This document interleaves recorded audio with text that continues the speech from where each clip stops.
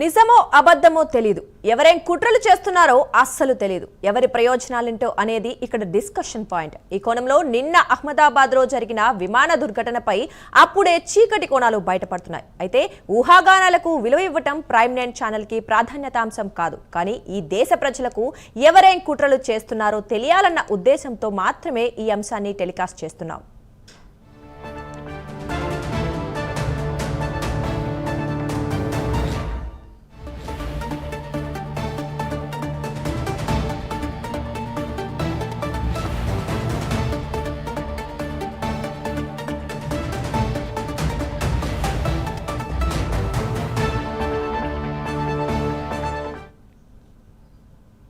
ఇక అసలు విషయం ఏంటంటే సారా ఆడమ్స్ అనే ఓ వ్యక్తి భారత్ మీద ఆఫ్ఘనిస్తాన్లో కుట్రలు జరుగుతున్నాయని, వార్ కూడా మొదలైందని, ఆ వార్ అనేది ఎప్పుడు ఏ రూపంలో భారత్ మీద జరుగుతుందో చెప్పలేరని ఓ కామెంట్ చేసింది.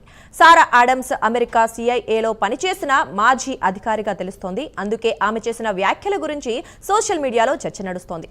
మరోవైపు ఆమె తన ఎక్స్ అకౌంట్లో జూన్ 9నే కామెంట్లు చేయడం ఆసక్తి రేపుతోంది. భారతదేశంపై ఇప్పటి వరకు జరగని అతిపెద్ద దాడికి ఆఫ్ఘనిస్తాన్లో కుట్ర చేయబోతోందంటూ ఓ కామెంట్ రాసి పోస్ట్ చేసింది.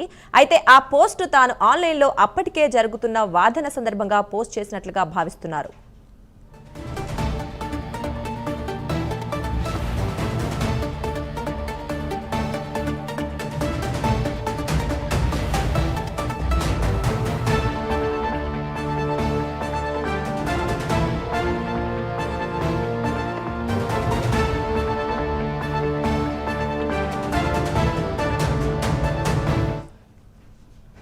అలాగే ఆమె CIA మాజీ అధికారిగా గతంలో ఆఫ్ఘనిస్తాన్లో ఆల్ ఖైదా వంటి ఉగ్రవాద సంస్థలకు సంబంధించిన కీలకమైన సమాచారం సేకరించే పనిలో ఉన్నానని బలంగా చెబుతుండడం విశేషం.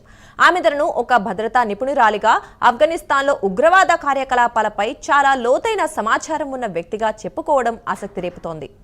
Something massive will happen in India, planned in Afghanistan, involving AI కూడా number AI-171 is not just a number అనే కామెంట్ కూడా ఆమె చేయటంతో ఆమె వ్యాఖ్యలకు నెటిజన్లు ఇంపార్టెన్స్ ఇస్తున్నారు.